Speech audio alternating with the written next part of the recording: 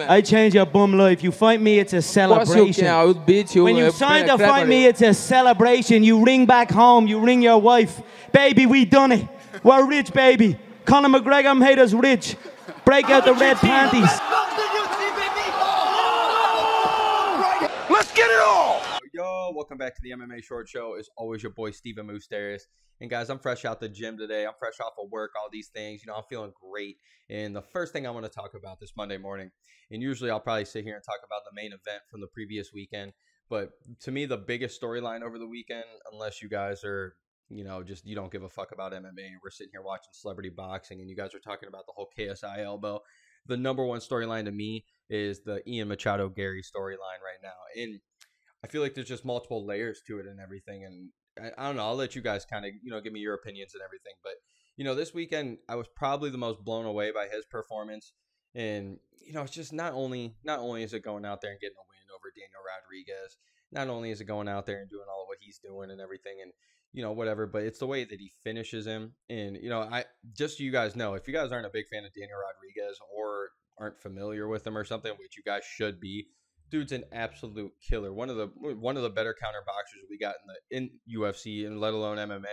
Dude's phenomenal. He's always there. He's got the chin. I mean, fucking Mexican, which I'm no race whatsoever. I'm Greek and Italian. Most people think I'm Mexican, but just saying, these Mexican killers out here in MMA, they got the heart, they got the chin, and even in boxing, really, like they just got that killer instinct in them, and they're almost impossible to put away sometimes. And this guy's got one of the most impressive careers out there. He's fought the who's who.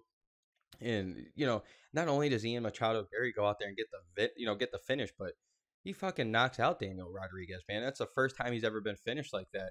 And the only other time he's ever been finished was one other time, and it was just in November against Neil Magny. So, you know, as funny as Neil Magny is, you know, it is really impressive to see how good Daniel Rodriguez is not getting finished. And, you know, he's got a couple decisions go his way. You know, he's had a couple decisions go against him. So the dude's an absolute killer. Depending on how certain fights could match up, the dude could have been in the top 15, top 10. You know what I'm saying? But I think he's stuck at like 16, 17 rank. Anyway, you know, it's just such a phenomenal finish. I didn't think he had it in him. You know, like for me, I've been watching this sport for so long. I know I'm a broken record with it if you guys continue to watch these videos. But, you know, it is really, really cool to see these guys come out here. And, you know, we get the prospects all the time to get one great finish or two great finishes, or, you know, maybe even get just like one great punch, that one flashlight knockout, like, you know, like the whole Chaos Williams or, you know, Kevin Holland or things like that, where these guys just out of nowhere overnight, it's like, holy fucking shit, like these guys are phenomenal. And, you know, really deep down, it's just, okay, they are fucking great, but at the same time, it's like, okay, what there was one lucky punch, or it was one great kick, or it was one great submission or something, but when it comes down to it, when, you know, the other guy that they're fighting is a fucking dog, like usually these prospects, you know, they tend to get kind of, you know, exposed, you know, kind of like the whole Raul Rosas Jr.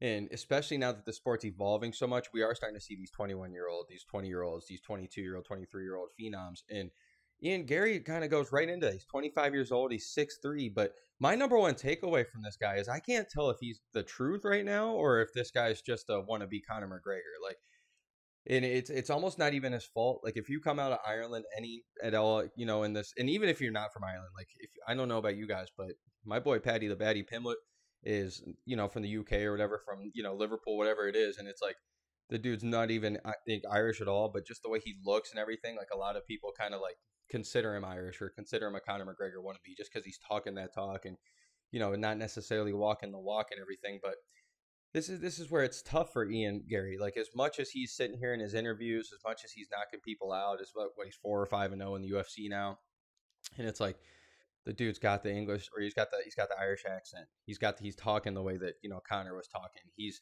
starting to, like, as impressive as it is, you know, he's starting to call his shots and everything, and it's almost feeling gimmicky. You know what I'm saying? It's not necessarily his fault, but for me, or, you know, for people that love the sport, I feel like it might be hard for us to kind of, you know, like, you know, come to him and kind of like, you know, grow with him or become a big fan of him and everything. And it's not even his fault, but it just seems that he, you know, he's one of the, you know, few people that have come in from Ireland ever since Conor. And I don't know. And it's like when I was watching this fight this weekend, I don't know about you guys if you picked up on it at all, or the previous couple fights now that he's in the spotlight. Like, you know, he's got a lot of interviews coming up where he's like, I don't want to be a Conor McGregor, but then he's dropping, you know, the oh, we're not here to, we didn't come here to take part. We came here to take over. He's dropping the Conor lines. I'm pretty sure I've heard him drop the red panties night a couple fights ago. And then, as funny as it is, in this previous night, previous fight night Saturday, before he was walking out, he literally said something along the lines of like, "Oh, I don't want to be Conor McGregor. I'm not trying to be Conor McGregor." But then he was like, all my fans are telling me I'm like him. Everybody's reminding me, I want to bring Ireland back on the map for MMA. It's like, I don't know. It's just tough because I think the kid's so good. He's 6'3". He's 25 years old. He's 12-0. He's got 7 knockouts, 1 sub. The dude's finishing mostly everybody. There like that Kanan Song fight that he just had a couple months ago. I thought that's kind of when I was like, ooh, he did get dropped really bad. Took that one vicious check hook that he wasn't ready for. And it was mainly his fault because he was getting a little too, I don't want to say cocky, but, definitely confident. It was like, hey, I don't think this guy can touch me. And it was kind of looking bad for him in the first, 2.5 rounds. And then in the end of that fight, he turns on one of the greatest, probably one of the greatest combos you'll see. And it's out of nowhere. He just flipped the switch, and it's just like his hands come down a little bit. And he looked like if he would have pulled that out in the first 15 seconds of the fight and finished him like that, like we'd be sitting here calling for title shots. But, he needed to get through that. And that's why I kind of put money on Daniel Rodriguez. And then he's calling it all week. He's talking to P.T. Carroll and everything from The Ringer and all these, watching that interview. And he's talking about, oh, if I had to call this, I'm going to get it done with the right head kick. I'm that confident. And it's like, oh, no, here's a Conor McGregor. He's like, he's calling, which most fighters do. It doesn't even necessarily have to be, he's from Ireland or whatever, but it just doesn't help him. And then guess what? He comes out and pulls it off. So it's like, against a guy like D-Rod, I had no faith in him beating a D-Rod like that. I thought it could be a really good fight and, a coming out party. But for him to go out there and finish Daniel Rodriguez within 3 minutes, like, dude, that shit was impressive. And now I'm sitting here kind of torn because I'm like, do I want him to continue to do this? Because I don't care who you are as a fighter. You can be from Africa. You can be from, China. You could be from anywhere. America. You could be from anywhere.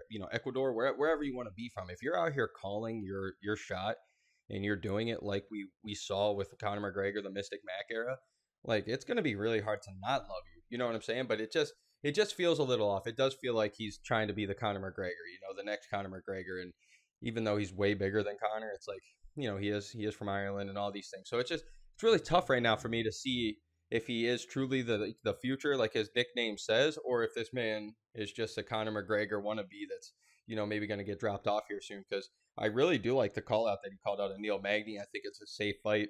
I think it's one of those ones where Neil Magny, to me, I've been vocal about it for years. Neil Magny's one of the most frustrating fighters I could ever watch. It's like he'll look fucking amazing against like a Robbie Lawler or, even a Daniel Rodriguez. He'll come out here and finish somebody of that stature and be like fucking phenomenal and give guys like, somebody like Vicente Luque or Jeff Neal a fucking fight that he shouldn't even be in.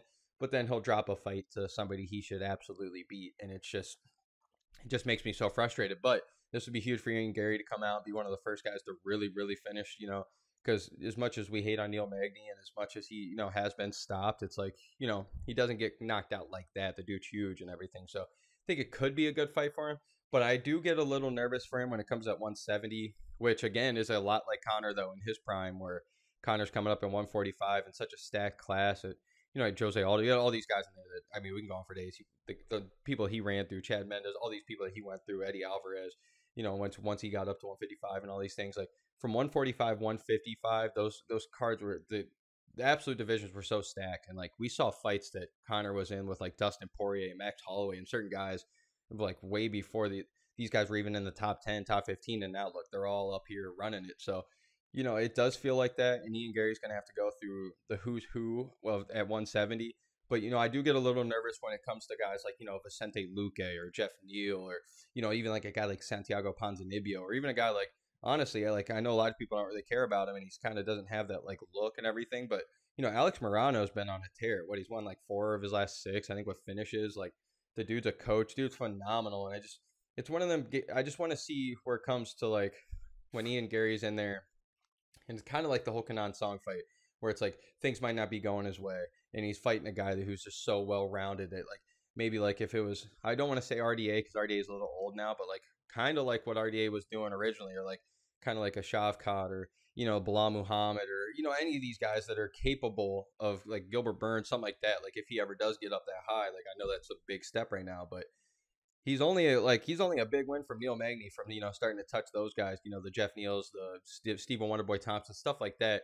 And I just really worry that like maybe that's where his cockiness and his confidence and everything might come to bite him, because I don't know how hard he's training for when it comes to his his cardio and everything, because he's so he says he's so confident he's going to finish these fights. I would just kind of question sometimes, like, what happens when he fights these guys that aren't, that are used to these wars, that have been in it forever. Like, even if he gets up to like an Usman type thing. So, I'm all in here. I think Ian Garry's the truth. I think he's got a really bright future. And it just sucks for me a little bit, just because it's like I'm seeing him go down the Conor path, and it feels like the UFC is pushing him as like an Irish fighter. So just a little worried that might actually hurt him in the long run of building his own name.